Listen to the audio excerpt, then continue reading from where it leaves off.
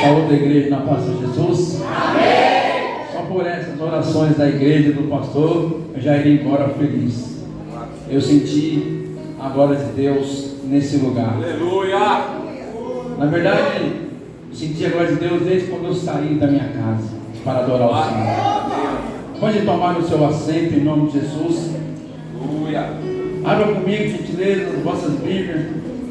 O Santo Evangelho, segundo escreveu Mateus, no seu capítulo 22, vamos meditar somente o verso 14, que é o final.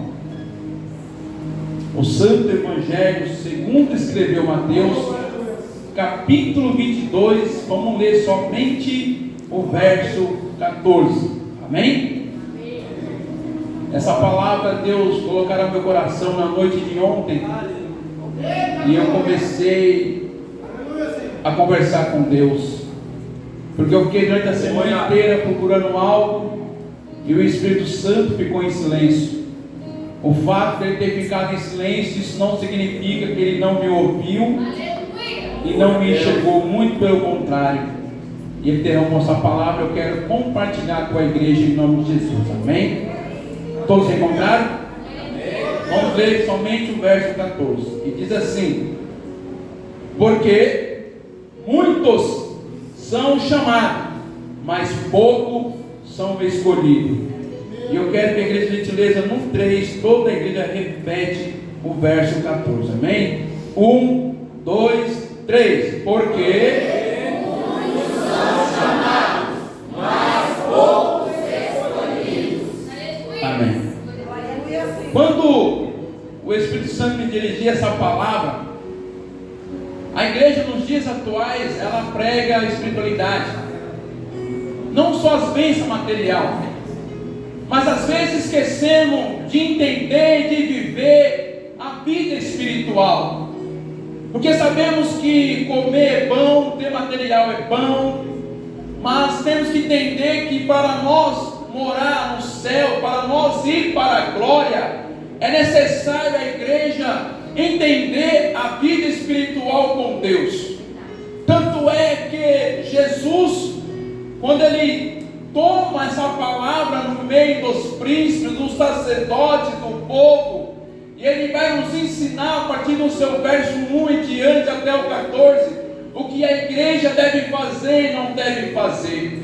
E ele começa dizendo a parábola das bodas, que significa o quê? O que é uma parábola das bodas? A parábola nada mais é do que uma comparação, uma concordância. E o que é bodas? Bodas é um casamento, é uma aliação de um casamento ou uma aliança patrimonial. Ou seja, então ele vai conversar para os seus ouvintes, para o seu público, que o reino do céu é comparado como um rei, que uma vez ele chamou os convidados, o seu povo, para participar de um grande banquete, de uma grande festa. E a bem verdade é que aqui nesse texto de Mateus capítulo 22, do seu verso 1 ao 14, vamos entender que aqui é algo espiritual para mim e para a sua vida. Aqui o rei, ele simboliza Deus, e o noivo significa Jesus para a minha e para a sua vida. Então Deus começou a colocar o meu coração para perguntar para a igreja: muitos são chamados e poucos escolhidos. Então o Espírito Santo falou no meu coração para que nós, para ser escolhidos, a verdade é que primeiro Jesus nos chamou. Para que nós se tornamos escolhidos, é necessário honrar primeiro o nosso chamado. E qual foi o chamado que Deus colocou para cada um nessa noite? Eu não estou aqui discutindo se você prega, se você louva, se você evangeliza, não. Eu estou discutindo com a igreja que a vida com Deus é muito mais daquilo que nós podemos focar. A vida com Deus é muito mais daquilo que podemos apalpar. A vida com Deus é como Paulo falou: eu subi ao terceiro céu e lá eu vi coisas que jamais poderei contar. É tempo da igreja se preocupar também, principalmente, com a vida espiritual. Não há nenhum problema, pastor Inácio, dizer que eu fui abençoado financeiramente, até porque o texto nos diz, a Bíblia, aquele que atende e ouve a voz do Senhor, as bênçãos correm atrás dele. Não há nenhum problema de dizer que o meu casamento é bem sucedido, não há nenhum problema em dizer que eu sou bem sucedido financeiramente, mas isso para Jesus não é nada. Ele quer saber da minha e da sua vida, se nós, o nosso chamado vai fazer nós ser escolhidos por Ele. Então vejamos, no seu capítulo 1, ou melhor, no verso 1, já acabei de dizer, Jesus tomando a palavra e explicando sobre acerca do reino de Deus.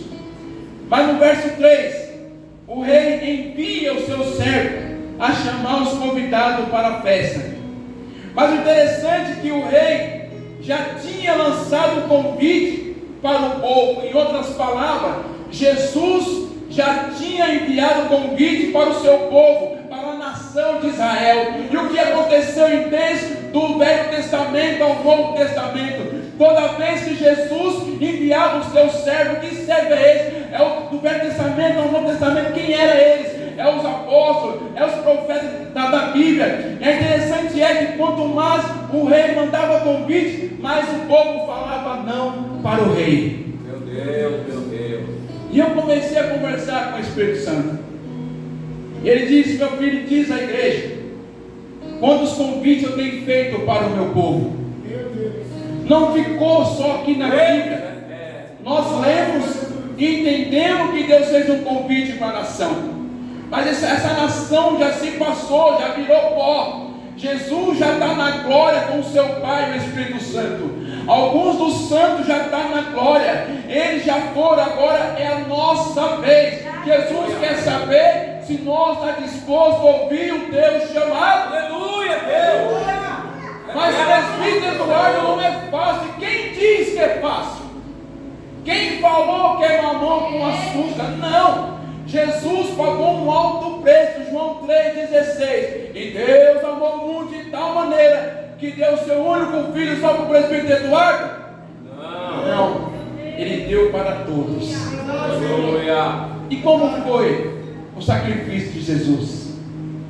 Morte de cruz. Para que hoje nós podemos estar aqui e poder sentir a presença dele e poder glorificar o santo nome dele, porque ele reina e vive para todos sempre no meio do teu povo. Mas o interessante é que o povo falou: não, eu não vou nesse convite, eu não vou porque eu não tenho tempo. Se nós ler o texto, você vai entender que o povo começou a arrumar desculpa. Eu não tenho tempo porque eu faço hora extra. Eu não tenho tempo porque minha esposa brigou comigo. Eu não tenho tempo porque meu filho não me deixa em paz. Eu não tenho tempo porque eu não tenho condições de chegar na casa de Deus. Eu não tenho tempo porque meu carro quebrou. Não. Naquela época, aquele que adorava em espírito e verdade não estava não só uma hora, mas andava 2, 3, 4, 5 dias para celebrar com Cristo. Mas o povo, desde aquela época, talvez nos dias de hoje, se eu não estiver enganado, é pior, para arrumar desculpa para adorar o Senhor. Mas você que está aqui nessa noite, você tem um privilégio de falar: Senhor, eu tive um chamado por Ti, o Senhor fez um convite para mim, ó Pai. Então que através desse chamado eu venha ser escolhido. O presbítero Eduardo escolhido é só quem prega, não. O presbítero Eduardo escolhido é só quem louva, não. Escolhido é aquele que adora sem cessar. Escolhido é aquele que não vê se está calor, se está chovendo, se não tem ar condicionado. Escolhido é aquele que adora em espírito e em verdade. Porque os antigos adoravam nas cavernas. Muitos adoraram em meio a situações na Babilônia que nós não conseguiríamos, talvez muitos não conseguiam adorar o Senhor. Eles enfrentaram situações difíceis para honrar o chamado de Deus. E nós, será que tem honrado o chamado de Deus? Espírito Santo da verdade. Sem querer me vangloriar no dia de ontem era o nosso querido irmão Tiago Luiz, tem ministrado a palavra. Infelizmente ele ficou enfermo, nós intercedemos por ele, não só nós, como toda a igreja. E ele está ali para a glória de Deus. Dá uma glória a Deus aí, Vasco. E aí, conciliou do pastor me colocar para ministrar a palavra. E eu me lembrei do profeta Abacuque.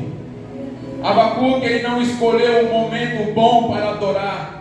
Abacuque não esperou a igreja ser avivada, não, muito pelo contrário. Ele falou: Senhor, aviva a tua obra, Senhor. Abacuque se colocou na posição de alguém, de um profeta que teve um chamado, mas ele foi escolhido. Sabe por que ele foi escolhido? Porque ele resolveu entregar a sua vida a Deus. Então depende de mim, depende de nós, se queremos entregar nossa vida ao Senhor ou não. Porque tem momento que não é a chave da casa, não é a chave do carro, não é o casamento. Tem momento que Ele quer saber se nós estamos dispostos a morar com Ele. Porque quando Ele foi, Ele subiu para o céu, Ele disse para o povo: vou para a casa do Pai preparar uma morada para vós. É por isso que temos que entender que a palavra de Deus ela é santa, reta e fiel para mim, para a sua vida. Se for necessário alimentar com pão, Ele vai nos alimentar. Se for necessário, segundo a tua vontade, Ele curar, Ele vai nos curar. Mas o que Ele mais está preocupado com a minha e com a sua alma é se um dia nós vamos glorificar a Ele, mas se vamos gemer lá no inferno. Ele está preocupado com a minha e com a sua alma. É por isso que Ele trouxe aqui nessa noite para falar não de bens material, mas sim das coisas do alto. É o que mais importa para Deus. Eu não sei, igreja, se você nessa noite veio preparada para ouvir essa palavra, mas o meu Deus manda te dizer: se você glorifica, há um sinal que é um chamado. Se você adora, Ele pode dar a sua adoração a ser escolhido por Ele. Mas vamos seguir no verso 4 e 5. Depois enviou outro servo dizendo aos convidados: eis que tenho o meu jantar preparado. Em outras palavras, a mesa já está pronta. Porém, eles não fizeram caso algum. Eu me lembro de quantos convites chegou à minha vida. Quantos convites chegou a cada um de vós. O servo aqui representa os obreiros que não tem vergonha, que não desiste. Os obreiros é aquele que pôs a mão no arado e não larga. É aquele que põe a mão na obra de Deus e vai até o fim. Não arruma qualquer coisa para dizer: não, eu não posso. Ei, se Ele te chamou, pastor Inácio, pastor Rafael, pastor Acimar, é porque Ele confia. A obra que Ele colocou na sua mão não é só para os pastores, não, é para a igreja também. Se você é aqui hoje, é porque Ele confiou uma obra na tua mão. Talvez você mas Ele não prega. Quem falou que a obra só confia na mão, quem prega não. A obra é confiada. Me vai dizer que Lázaro, um homem que era amigo de Jesus, eu não vejo num texto Lázaro pregando, eu não vejo num texto Lázaro louvando, não. Eu vejo Jesus falando: Lázaro é o meu amigo. Ei, é necessário a igreja ser amigo de Jesus. E Lázaro era um escolhido de Deus. Glória a Deus. Ele era um escolhido, simplesmente por ser amigo. Aleluia. Imagine só, amigo de Jesus, pastor. É lindo ou não é? É glorioso. Sim ou não? Sabe aquele amigo para toda hora, para todas as situações da sua vida? Sabe quem é? Jesus. Mas Ele envia os seus profetas para falar do amor dele para a minha e para a sua vida nessa noite. E o texto vai dizer que Deus, chamando a nação de Israel, eles arrumaram desculpa, não só desculpa, como também mataram o seu servo. Olha que povo perverso. Eles foram convidados gentilmente pelo rei: venha participar da festa de casamento do meu filho. Venha. E eles arrumaram um monte de desculpa. Como se não bastasse a desculpa, o rei fez mais um convite. E quando os servos chegaram para convidar, o que eles fizeram? Mataram o seu servo. Era um povo mau, um povo ruim, onde Deus tinha amor e compaixão por eles.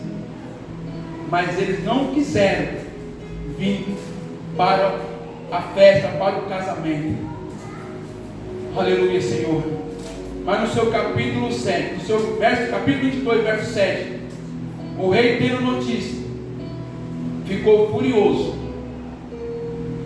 Mataram o meu servo. Eu só pedi para eles ir às nações e convidar para a minha festa, as bodas de casamento. Em outras palavras, quantos profetas no Antigo Testamento, os varões de Deus, Deus enviando para o convite, para o Cristo, para Deus. E a Bíblia vai nos ensinar que vários homens e mulheres de Deus foram mortos, jogados no poço, em calabouço, comidos pelos leões, porque Deus enviou essas pessoas para nos convidar a um compromisso com Deus. E chegando lá, eles foram mortos ainda através de um convite. E não era um convite qualquer, não. Era um convite da parte de Deus. Era um convite de alguém que pode sarar a minha e as suas feridas. Quem é? É o nosso Criador, o nosso Salvador. Ele é o Rei dos Reis. É por isso que essa palavra tem a ver com a vida espiritual. Porque Jesus começa dizendo que é comparada, o reino do céu é comparado com um rei que faz uma festa. Mas o que acontece? O rei, ficando triste, ele manda invadir aquela cidade e atear fogo, para não ficar mais ninguém ali. E é interessante que quando nós lemos aqui, vemos que Sodoma e Gomorra também não deu atenção nenhuma. O que Deus fez? Destruiu com fogo. Observa que Deus, e naquela ocasião, quem era o intercessor do povo? Abraão. Senhor, se tiver 50, não vou destruir. Se tiver 40, não vou destruir. Mas a conta foi só diminuindo. E aí Abraão viu que não dava para dialogar com Deus, porque não tinha ninguém ali santo, todos perversos, todos homens e mulheres, de maior ou menor, praticando o pecado. Aí Abraão, Deus, deixa pelo menos buscar o meu sobrinho, e a filha dele, a esposa dele. E Deus permitiu. Louvado seja Deus. Então veja que Deus sempre usa alguém para nos tirar da onde? Do perigo. Deus sempre usa alguém para nos tirar aonde nós jamais deveríamos estar. É por isso que Ele usa os seus profetas, é por isso que Ele usa os pregadores, é por isso que Ele usa os cantores para dizer: Deus tem uma aliança com o seu povo, e é necessário o povo glorificar a Deus.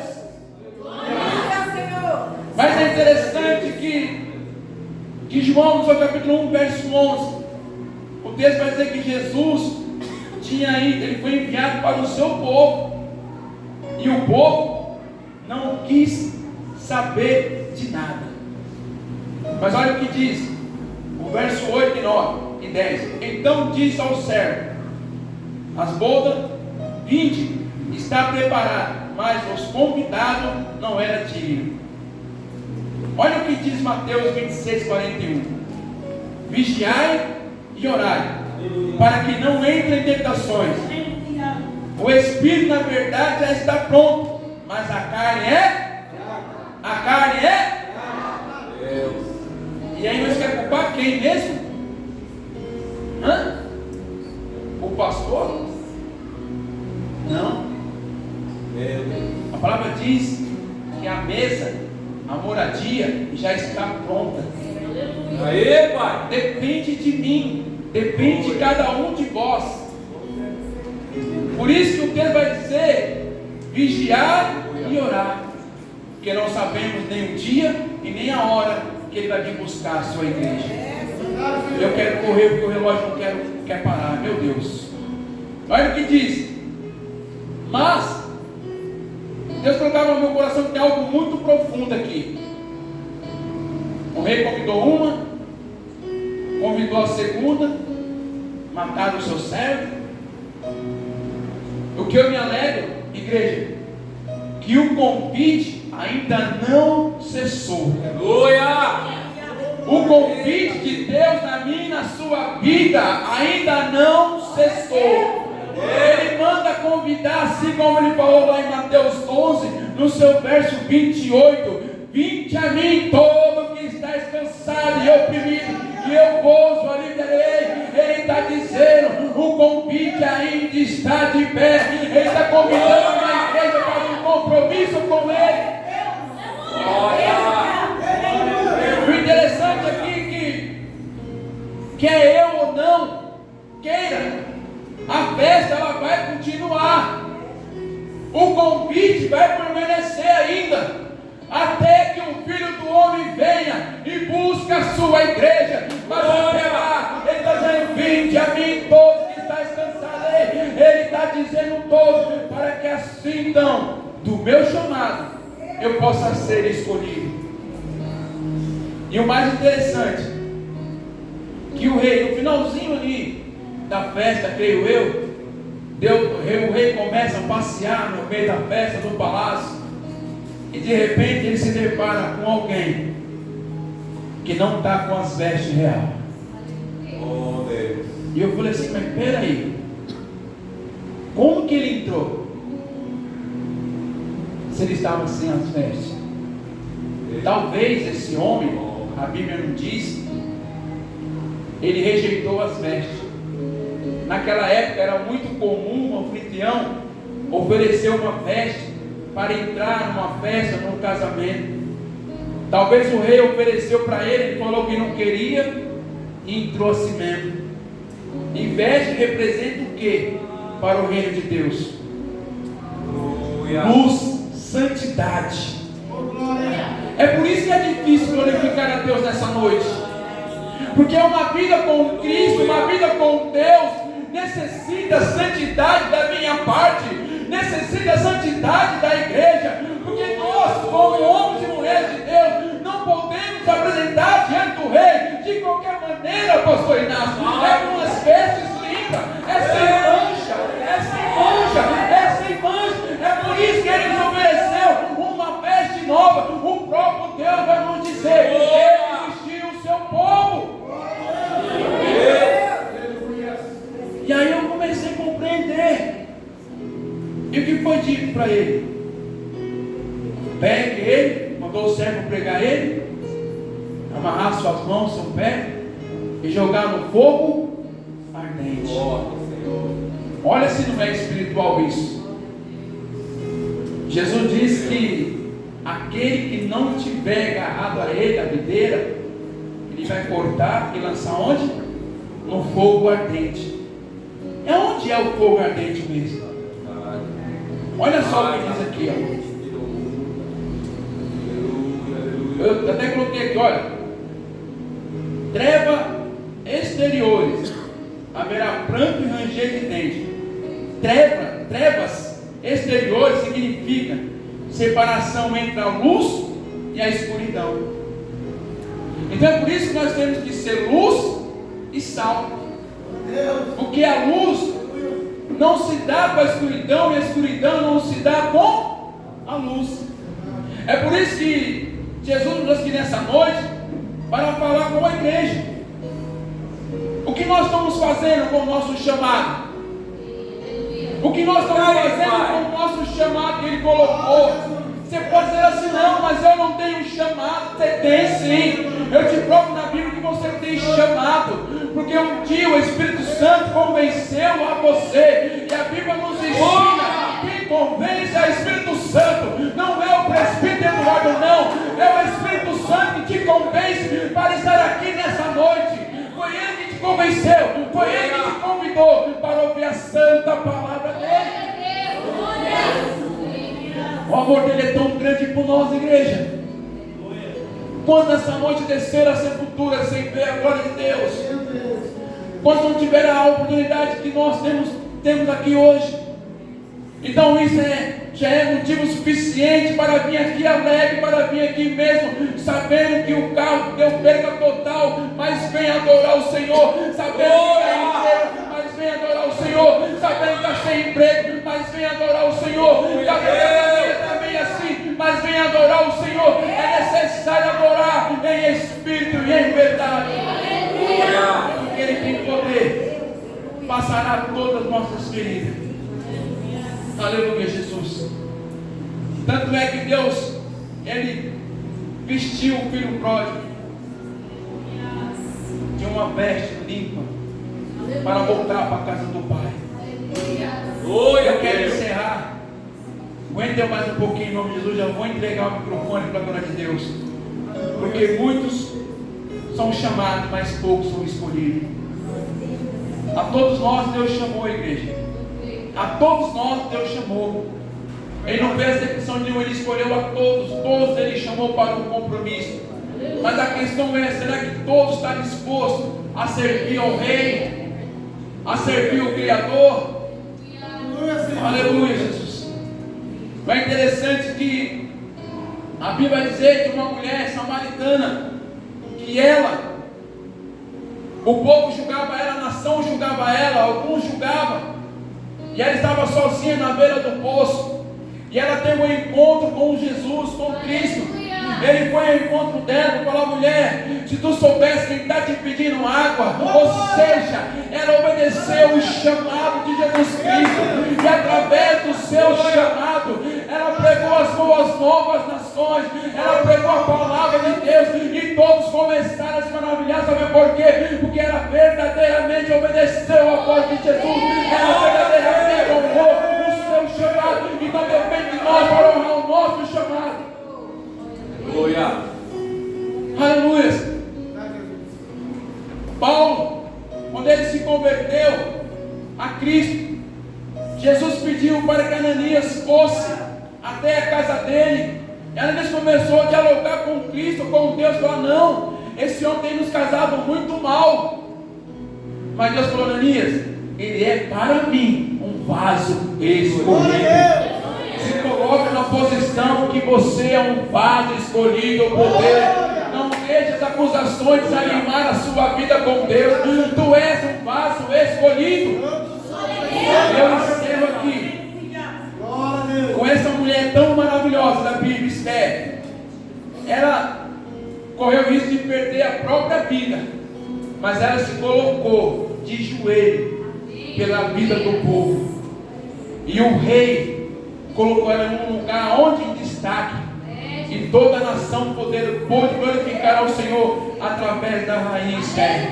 Então eu quero te convidar a se colocar de pé, que o horário já se foi. Esse relógio não está convertido, é o Espírito que fala muito, amém? Vamos colocar de pé, faça as tuas filhas em nome de Jesus. E eu agradeço a Rico.